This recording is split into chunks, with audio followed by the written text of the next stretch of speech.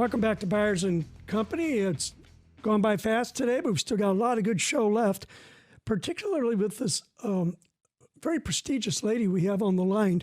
Congresswoman Nikki Budzinski is squeezing us in before she has to catch a flight in about 20 minutes. Congresswoman, welcome to the show. Thanks, Kevin, for having me on. I appreciate it. It's good to be with you. I can't tell you how much I enjoyed the breakfast that I had with you and Mayor Julie Moore about a month ago at the downtown diner, Decatur diner. And, you know, I've met you a few times. I met you at the Devon. I met you at Thanksgiving luncheon and, you know, kind of in passing. But to spend an hour with you, I now understand why everybody likes you so much. To have so much power and to be so approachable is really impressive. Well, thanks, Kevin. And, you know, I really enjoyed the breakfast, too. I would say, you know, I know you and I don't necessarily, we come from different political parties, but I think that the path forward for our country is even when we have places we disagree, it's still sitting down at a table, breaking bread with someone and finding out the places where we do agree and working together. And I know both you and I care very deeply about the city of Decatur, about Macon County, and we want to lift up everyone. So we can, you and I can always find common ground on that. No doubt about it. I used to be a Democrat. I turned to Republican. My whole family's still Democrats. And, you know, I understand the way everybody thinks. It's just you have different points of view. But I also learned from somebody like Dwayne Andreas that when who's ever won, then that's who you need to deal with and get along with if you want anything good to happen in your community. That's right. It is about just, you know, doing the work of our communities, putting aside partisanship. I actually think, Kevin, that if in Washington, D.C., we could do that more, we would be able to get more accomplished. You know, there are issues that, quite frankly, I think transcend political parties. And, you know, one of them is agriculture. We care a lot about agriculture. I care a lot about supporting our growers in Macon County and Piatt County. We produce some of the most corn and soybean in the country, and we should be supporting that and supporting the growers in this country. That's not a Democratic or Republican issue. You know, the other thing is workforce development. That's something Brian and I always talk a lot about, helping to get kids that are in high school a pathway to a good middle-class job that maybe doesn't require a 4-year degree, get them into a union apprenticeship program. Those are the kind of common sense things that I think people want us more focused on, and I wish in Washington we'd get back to that. Well, I've got a bipartisan issue to talk to you about that I know is near and dear to your heart. Because you're responsible, along with Senator Durbin and Senator Duckworth, of getting $157 million in federal funding for Central Illinois. And this happens to be in Springfield with high-speed rail. And what an accomplishment that was. But well, thanks. There's a problem. I mean, the last phase of it has been you have a low bidder. It's about 90-some-odd million, but it's stalled out because of the change of administration and the freeze on funding. And my main question is, why wasn't this money, I know it was appropriated, but why wasn't it given to the state before the change of administrations? But that's water under the bridge. What do we do now? Well, we got to move faster. I agree with you. I mean, I think that one of the things, we were the last what they call a Chrissy grant. That's what this $157 million was at the federal level. It was given to the city of Springfield at the very end of the Biden administration. I wish that money would have immediately gone out the door, but it's been on this administration to move it out. This is a commitment to the city of Springfield to finish this rail project. And, you know, the concern that I have, and I agree with you, Kevin, let's get this money going so we can get this project finished. The more we delay, as you know, as a businessman, the more project costs are going to go up. And in this very uncertain climate right now with tariffs, we're going to see a lot of increasing costs go up, and that's going to raise the cost of this final project. So time is not our friend. We need to really start moving on this. And I know both senators and I have reached out to the Secretary of Transportation to find out what the holdup is. We want to see this move very quickly so we can get to work and finish this project. It's going to be huge for the city of Springfield, but not just the city of Springfield. I think it will benefit Decatur as well. It's really going to, from a regional perspective, provide a lot of economic development to the area. Well, I put the full court press on Congresswoman Miller on Monday, and it's now kind of becomes her issue because the Republicans are in power. But could it be that you and her could team up bipartisan to try to get Sean Duffy to release these funds? Count me in. I'm happy to work with Congresswoman Miller on that. I mean, I think that's a really great example of something that I think she and I could both be pulling in the same direction. She and I have 7 counties in the 13th district, as you very well know, Macon County being one of them. We share that county. And in projects like this, that again, this is one of those issues. It's not a Democratic or Republican issue. It's just good for our community. Let's get that money released. I'd point out to you, Kevin, the other project that I'm keeping an eye on that has been frozen by this administration is what we call the IFAB Tech Hub. I often joke that I get the opportunity to represent Silicon Valley. In Decatur and Champaign and Monticello are a part of this IFAB, investing in biomanufacturing and fermentation. We won a very competitive $51 million Tech Hub designation. We need that to really get this project off the ground. I just want to mention that, too, is something that's being frozen right now, and I've been really advocating that we get that money released. Well, Nicole Bateman's coming on the next half hour, and she's the best. She's all over this biotech, and I had no idea. Had no idea. It's like AI. It is the future, and she's all over it. And now this funding's being held up to. How much is that? That's $51 million. And, you mentioned Nicole. This project wouldn't have happened without Nicole, without the city of Decatur.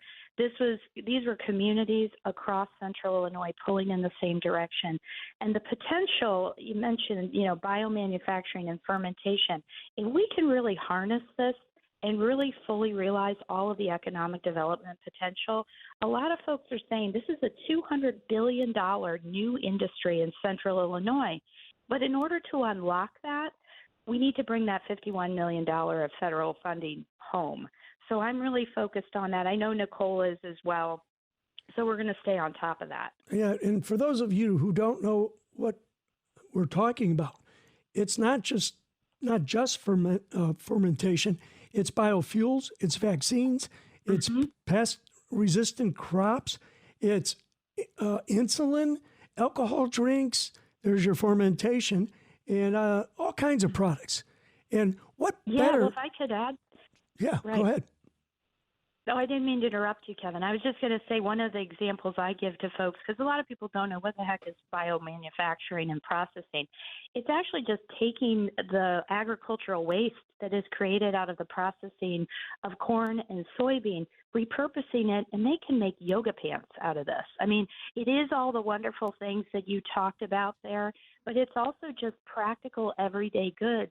We can replace plastic. We could make sneakers, tennis shoes out of this product. So it really is very cool how technology has advanced, and that's happening right in Decatur, and that's what's so cool about this project. Yeah, when you have ADM and Primient in Decatur, what better positioning could we be in? Exactly. I agree. I'm very excited about this. We just need to get this money unlocked, and I know they're already starting to do this work, but that's an important component of it. That Tech Hub designation, people may not realize how it literally ties the communities together, Champaign with the research facility and all of the work being done at the University of Illinois, and then, running things in trial stages over in the existing manufacturing, which in theory could lead to expanded and real production. Isn't that sort of the idea behind the designation? You said that perfectly. That's exactly what it is. And it is, let me just say, too, and this is a credit to the communities that you mentioned, Nick, for Decatur, Monticello, Champaign. 600 applications happened across the country to get this money to be designated as a tech hub. This application that we had in our home community was only one of 12 out of 600 to win this. That's how smart our folks are. That's a credit to Nicole. That's a credit to our communities, but also the power of this idea and how transformative it could be for the city of Decatur. Can I ask one question that I asked of our city manager, that I ask of Nicole all the time? Sometimes messaging is hard for people. They look around and go, Illinois is dying, Decatur's dying, everything's dying. It's bad, bad, bad, right? Out there in the Brush College area, we've got a lot of momentum, a lot of things going on. Can you maybe speak to Decatur specifically, or your region, of what you see that actually doesn't let that feeling line up? Can you maybe speak to the growth and development of what you see?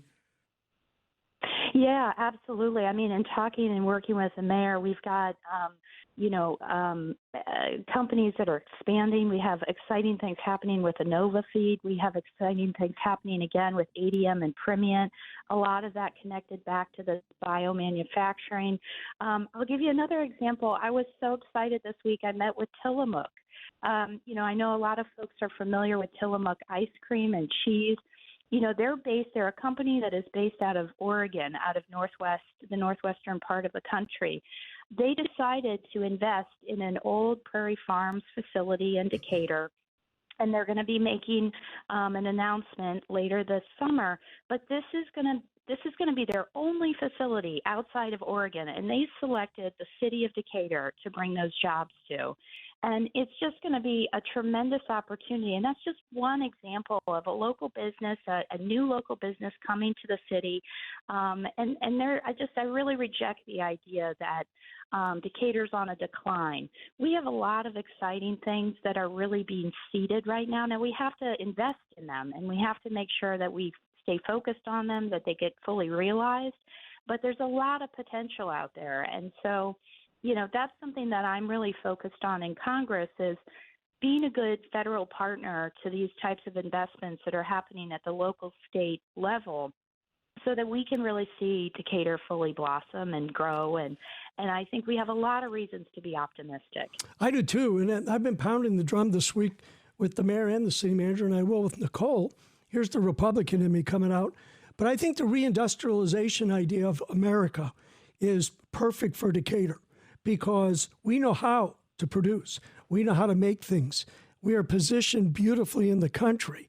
And finally, the mayor and Nicole has a lot to work with regards to attractiveness, because if there is reindustrialization of any type, whether it's high tech or, look at TCCI, what they're doing with electric motors. Exactly. Decatur's beautifully positioned. It is. I think, and this, I think that, I mentioned tariffs, and I do know that obviously this administration has seen a broad application of tariffs as a way to reindustrialize the United States. And let me just say, I am all for bringing jobs back to the United States and investing in American manufacturing. I would argue that's exactly what the IFAB Tech Hub is about. You can't just slap tariffs across the board on countries and expect that in and of itself is going to generate American manufacturing. I think we need to be more strategic about how we're doing this. I do think China, I use them as an example. I think the tariff war that is being initiated right now at 125% tariff, working people in Decatur are going to start to feel that in their pocketbook, and I'm very concerned about that. I do think that we could use, though, tariffs with more of a scalpel approach in specific sectors like steel manufacturing to try to bring back some of those jobs. But I will say, Kevin, I am very concerned at the lack of kind of strategy around how these tariffs are being applied. I believe in the president is saying he wants to bring back jobs. I'm for that. But we probably have a disagreement on the best way to do that. And I mostly want to make sure that we're not adding costs to folks in their everyday expenses. That is a real concern for me. Well, I guess time will tell. But he shot a cannon across the bow, and then he backed off, and now you got a 90-day pause, and we'll see what happens. I know you'll be happy if it does work. If it doesn't work, then you got to be flexible. And I know you have got to catch an airplane. So thank you so much for being on. Well, thank you, Kevin. Thank you guys for having me on. It's always good to be on, and I look forward to the next time. Well, you're certainly a friend of mine, and I will do anything you need for me to do for you, if ever, but it's usually the other way around. Thanks a lot, Kevin. Have a great one. All right, thank you. Tell Nicole I said hi. I will. Okay. I will.